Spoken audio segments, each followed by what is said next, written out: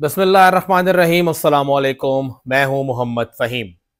खैबर पख्तूनख्वा का सबसे बड़ा बल्दियाती इदारा पेशावर का कैपिटल मेट्रोपॉलिटन, यहाँ पे कल मुलाजमीन ने एहतजाज किया, हड़ताल की और तालाबंदी की, जिसके बाद वहां पे हवाई फायरिंग भी हुई और शुक्र है उसमें कोई जख्मी नहीं हुआ।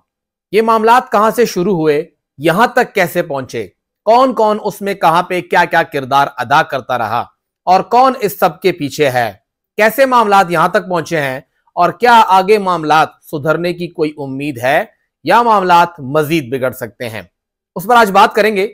पेशावर में 19 दिसंबर 2021 को खैबर पख्तूनख्वा के 17 अजला की तरह यहां पर भी बल्दियाती इंतखाब हुए। दो मराहिल में बल्दियाती इंतखाब थे, दिसंबर और फिर मार्च में।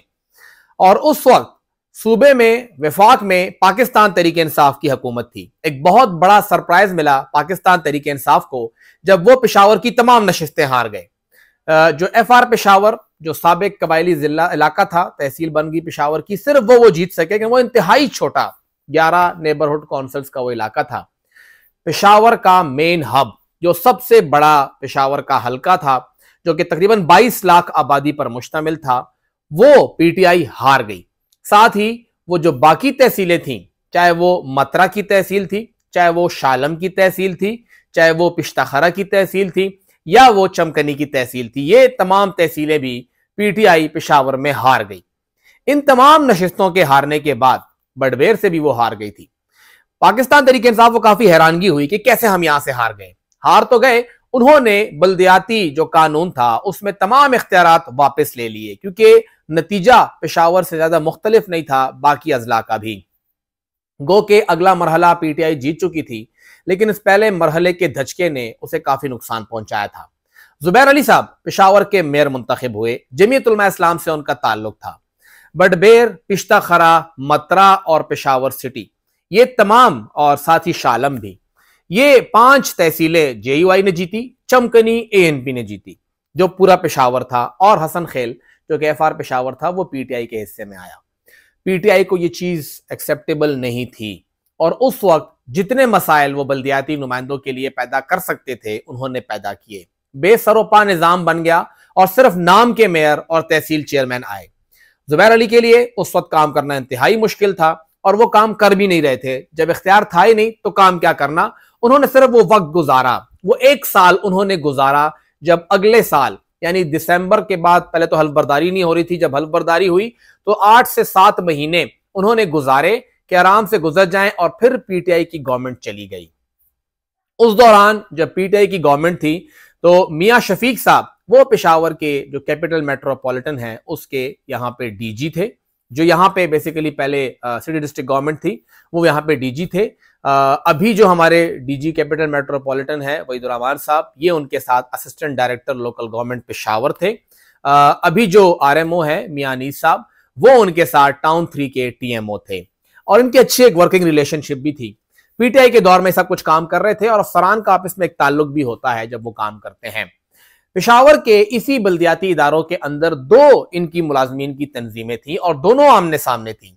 एक है यूनाइटेड म्यूनिसिपल वर्कर यूनियन, जिनके सरबरा मलक नवीद साहब थे हैं, और दूसरा है मजदूर इत्तेहाद, जिसके सरबरा कैसर बाचा हैं। इन दोनों की आपस में खास बनती नहीं है, गालम गलोच, इल्जामात, बुरा भला कहना, ये बहुत कॉमन है इनका आपस में, और एक दूसरे के साथ कुछ बड़ों की मौजूदगी में सुलह सफाई होके इंजमाम की भी कोशिश की गई, लेकिन वो बराए नाम ही इंजमाम है।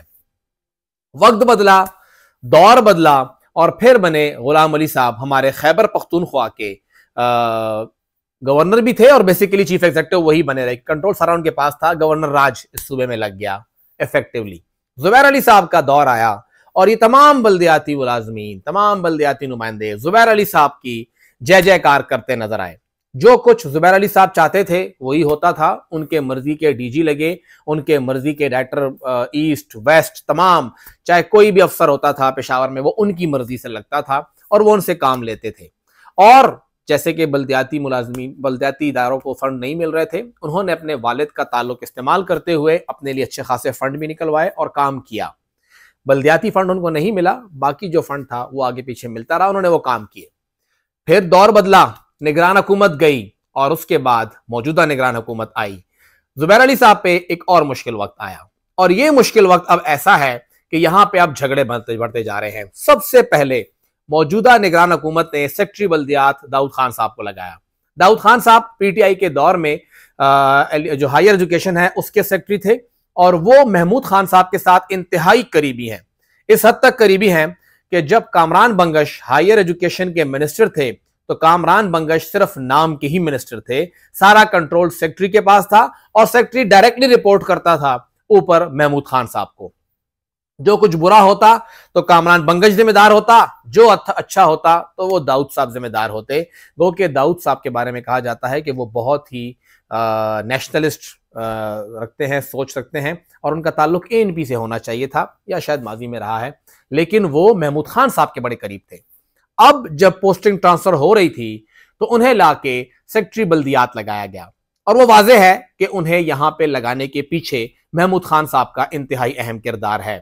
तमाम कंट्रोल वैसे भी परवेज खटक साहब कर रहे हैं इस वक्त पूरे सूबे को। वहां पे जब वो लगे तो उन्होंने उसके बाद तब्दीलियां की। सेक्रेटरी जो लोकल काउंसिल बोर्ड हैं वो मियां शफीक साहब पहले भी थे, अभी भी हैं और कोई मसला नहीं हुआ उनका, लेकिन उन्होंने पेशावर के डायरेक्टर जनरल के लिए वहीदुर रहमान साहब को तैनात किया, आरएमओ के लिए पेशावर में अनीसुर रहमान साहब को तैनात किया और फिर उसके साथ उन्होंने यहां पे डायरेक्टर ईस्ट भी चेंज किया और साथ ही डीडी भी चेंज किया, डायरेक्टर स्टेट भी चेंज किया। जो यहां पे लोग काम कर रहे थे उनको एक और जगह लेके चले गए। इसके बाद मेयर पेशावर ने इल्जाम लगाया कि जी यहां पे इन्होंने अपनी मर्जी के लोग लगाए हैं जो मेरे कामों में मसले क्रिएट करेंगे, मुझे काम करने नहीं देंगे। और ये लोग, ये ट्राइका पहले से है, जो मियां शफीक साहब अभी सेक्रेटरी हैं, पहले वो यहाँ पे डीजी थे, पहले एडी थे जो वहीदुर रहमान साहब, वो अब यहाँ पे डीजी लग गए हैं। मियां अनीस साहब जो कि पहले टीएमओ थे अब वो आरएमओ लग गए, वॉटएवर, जो भी इनका आपस में एक बकौल मेयर के एक ताल्लुक है। तो ये मेरे लिए मसला बनाएगा क्योंकि ये सब लोग महमूद खान और परवेज खटक के कहने पे लगे हैं और ये सब उनको रिपोर्ट करेंगे। और अब मेयर ने ओपनली कह भी दिया कि ये सब की सब मेरे खिलाफ एक साजिश है, तो ये सब मिल के रच रहे हैं क्योंकि मेरी जो इस वक्त मशहूरी है, मुझसे लोग मुतमईन है, मेरा इस वक्त एक जो नाम चल रहा है, मेरे वालिद का नाम चल रहा है, ये इनसे बर्दाश्त नहीं हो रहा, इसलिए ये लोग मेरे खिलाफ सब कुछ कर रहे हैं। जब ये तब्दीली हुई तो मेयर ने कहा कि जी ये लोग, ये 4-5 लोग लगे हैं मेरे कैपिटल मेट्रोपॉलिटन में, इनकी तरफ से कोई भी फाइल मेरे पास नहीं आनी चाहिए, मैं इनकी कोई भी फाइल साइन नहीं करूंगा। हमने वो रिपोर्ट किया, वो खत 27 तारीख को, अभी तनख्वाह में टाइम है, कैपिटल मेट्रोपॉलिटन के जो एक धड़ा है कैसर बाचा वाला, वो थोड़ा मेयर के करीब है, करीब तरीन भी रहा है। कुछ उनके मुलाजमीन को, कैसर बाचा को भी तरक्की भी दी गई और उस पर ये दूसरा धड़ा काफ़ी गुस्सा भी है कि क्यों तरक्की दी गई, ठीक नहीं है, गलत है, वटएवर, वो उनकी अपनी जिम्मेदारियां हैं, लेकिन उनका इल्ज़ाम है कि ये गलत हुआ है। तो इस धड़े को मौका मिला कि जी ये वाला धड़ा तो मेयर के नज़दीक है और सेक्रेटरी, डीजी और सेक्रेटरी लोकल काउंसिल बोर्ड वो अब मेयर के खिलाफ है, तो क्यों ना हम इस साइड से आए। इन्होंने जाके 27 तारीख को कह दिया कि हमें तनख्वाह मिलने का खदशा है, कि तनख्वाह शायद हमें ना मिले क्योंकि मेयर ने साइन करने से इनकार कर दिया है। मेयर को वो बात नागवार गुजरी कि अभी तो वक्त आना है तनख्वाह में, अभी से आपको क्या जल्दी है। उन्होंने भी कुछ शायद बातचीत हुई, उसके बाद मामला आगे बढ़ा और मामला आगे बढ़ता बढ़ता इस हद तक पहुंचा कि जब एक दिन पहले, 1 तारीख थी, जुम्मे के दिन, जब तनख्वाहें मिलने का टाइम था तो मेयर ने साइन करने से मना कर दिया कि मैं साइन नहीं करूंगा इसके ऊपर, और ऑडिट वालों को भी कह दिया कि आपने इस तनख्वाह को क्लियर नहीं करना। गो के दाऊद साहब सेक्रेटरी लोकल गवर्नमेंट ने डीजी को कह दिया कि इस पे मेयर के साइन की जरूरत नहीं है। मेयर ने कहा कि साइन की जरूरत है या नहीं, तनख्वाह रिलीज नहीं करनी, क्योंकि मैं इन अफसरान को नहीं छोड़ूंगा यहां पे काम करने के लिए। उसी दिन मुलाजमीन गए मेयर से मिलने के लिए और मेयर एक मुलाकात में थे अफगान डेलीगेशन के साथ। मेयर ने कहा कि आप इंतजार कीजिए, मैं फारिग होऊंगा तो फिर बात करेंगे, फिलहाल मेहमान आए हैं। मुलाजमीन निकले, सीधा गए डीजी ऑफिस के पास, 1-2 लोगों से मुलाकात की। डीजी ने कहा कि जी मेरी तरफ से तो मामला क्लियर है, मेयर मामला क्लियर करे और आपको तनख्वाह मिल जाएगी। वो मामला इस हद तक गया कि उसी दिन उन्होंने एक प्रेस रिलीज जारी कर दी कि पीर के दिन हम लोग तालाबंदी करेंगे, एहतजाज करेंगे, हड़ताल करेंगे और मेयर समेत कोई भी ऑफिसर इस दफ्तर में कदम ना रखे, वरना अपनी बेइज्जती का वो खुद जिम्मेदार होगा। ये बयान जारी हुआ। साथ ही जो दूसरा धड़ा है, जो मजदूर इत्तेहाद वाला है, उन्होंने बयान जारी कर दिया कि मेयर तो बड़ा ही शरीफ आदमी है, बहुत ही अच्छा आदमी है, बहुत ही मुदब्बर इंसान है और हमें उससे कोई मसला नहीं है, हम इस हड़ताल का हिस्सा नहीं होंगे। फिर डायरेक्टर वेस्ट जो है उन्होंने ही बयान जारी कर दिया कि जी लोग मेयर से खाइफ हैं, मेयर बड़ा अच्छा आदमी है, हम उसके साथ हैं, हम हड़ताल का हिस्सा नहीं हैं। पीर के दिन वो बल्दियाती मुलाजमीन जो कि सुबह 8 बजे की ड्यूटी के लिए दोपहर 12 बजे आते हैं, 11 बजे आते हैं और फिर नमाज का वक्फा होता है, बिल्कुल सुबह सवेरे वो पहुंच गए। दफ्तर के अंदर एक पूरा हल्ला गुल्ला हो गया, तमाम दफातर को ताले लगाए गए कि ये खुलेंगे नहीं और मेन गेट बंद कर दिया गया। दूसरा धड़ा आया, उसने कहा कि गेट खोलें, गेट नहीं खुला, गेट जोर से खुलवाया गया, नहीं खुला और फिर वहां पे हवाई फायरिंग हुई और फिर वो धड़ा भी अंदर आ गया और वहां पे नारेबाजी हुई, नारे लगे, गालम गलोची हुई और बातें होती रही, फिर पुलिस आ गई।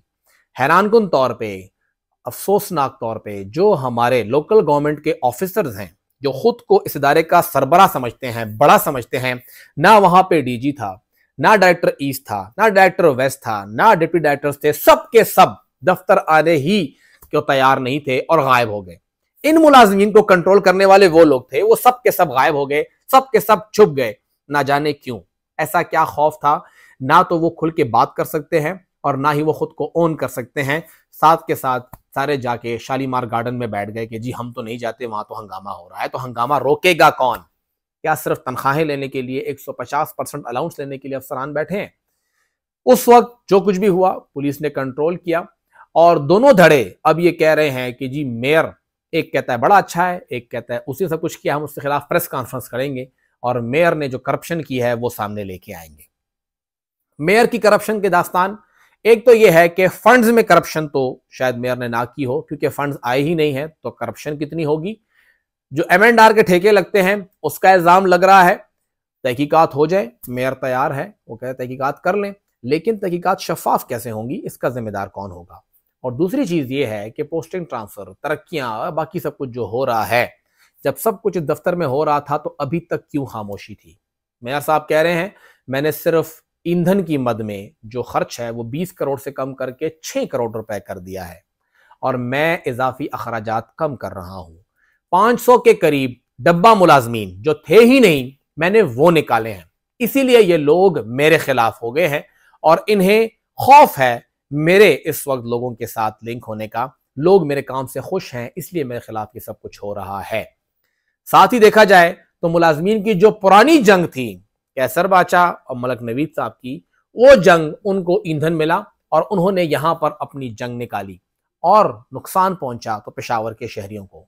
ना हमें इस पूरे मामले में सूबाई हुकूमत नजर आई, ना हमें इस पूरे मामले के अंदर सेक्रेटरी लोकल गवर्नमेंट नजर आए, ना हमें इस मामले में सेक्रेटरी लोकल काउंसिल बोर्ड नजर आए। आज मुलाकातें हो रही हैं, कल वो लोग कहां थे? साथ ही अगर देखा जाए तो पुलिस ने FIR तक दर्ज नहीं की। यहां पे दोबारा पटाखा फटता है तो FIR दर्ज होती है, कुछ नहीं भी हुआ होता तो इशारों पर चलने वाली पुलिस FIR दर्ज कर देती है और बंदे उठा लेती है, बंदे उठा के बाद में FIR दर्ज कर लेती है। यहां पे तो हवाई फायरिंग हुई है, पुलिस यहां पर भी FIR दर्ज करने में नाकाम हुई है। इस पूरे बल्दियाती निज़ाम के अंदर जो इस वक्त हालत है, जुबैर अली साहब, पहले उनके साथ ज्यादती होती थी, हकीकत है ज्यादती होती थी, लेकिन फिर जब उनके वालिद का दौर आया तो उन्होंने बड़ी ज्यादतियां की हुई हैं, आप उससे भी आंखें बंद नहीं कर सकते। अपने मनपसंद मुलाजमीन, अफसर किसको कहां कैसे लगाना है, दफ्तर में नहीं बैठते थे। मैंने खुद उनसे ये गिला किया कि दफ्तर में बैठे, आप मेयर हैं, आप गवर्नर नहीं है, वहां आपके वालिद साहब बैठते हैं, आप यहाँ बैठे। घर सारी फाइलें लेके आते थे कि घर आ जाए, घर में हुजरा लगाया, वहां मुलाकाती की और वहां से गवर्नर हाउस चले गए। मुद्दतों मेयर ऑफिस, मेयर का इंतजार करता था। अब जब वो दोबारा मेयर ऑफिस की तरफ आए हैं तो इसीलिए आए हैं क्योंकि उनसे इख्तियार लिया जा रहा है और कंट्रोल इस वक्त खटक साहब के पास है और ये हकीकत है, इससे कोई आंखें बंद नहीं कर सकता। तो जो पूरा हंगामा हुआ है, ना तो इससे मेयर खुद को लाताल्लुक कर सकता है, उसकी जिम्मेदारी है, इसमें जिम्मेदार है वो, ना इससे सेक्रेटरी लोकल गवर्नमेंट खुद को बरी जिम्मा कर सकते हैं, वो भी जिम्मेदार हैं, और ना इससे सेक्रेटरी लोकल काउंसिल बोर्ड मियां शफीक साहब खुद को बाहर कर सकते हैं। इससे परवेज खटक साहब का भी इसमें किरदार है, इसमें महमूद खान साहब का भी किरदार है और इसमें वहां मौजूद दोनों बल्दियाती मुलाजमीन की जो यूनियंस हैं, मजदूर इत्तेहाद भी और जो दूसरी है यूनाइटेड म्यूनिसिपल वर्कर, उनका भी, वो भी इसमें जिम्मेदार हैं। लेकिन ईंधन बनेगी तो पेशावर की आवाम सर्विसेज मुतासर होंगी तो पेशावर की आवाम के लिए, और फिर ये लोग आपस में बगलगीर होके स्माइल करते हुए तस्वीर बनाएंगे कि जी राजीनामा हो गया।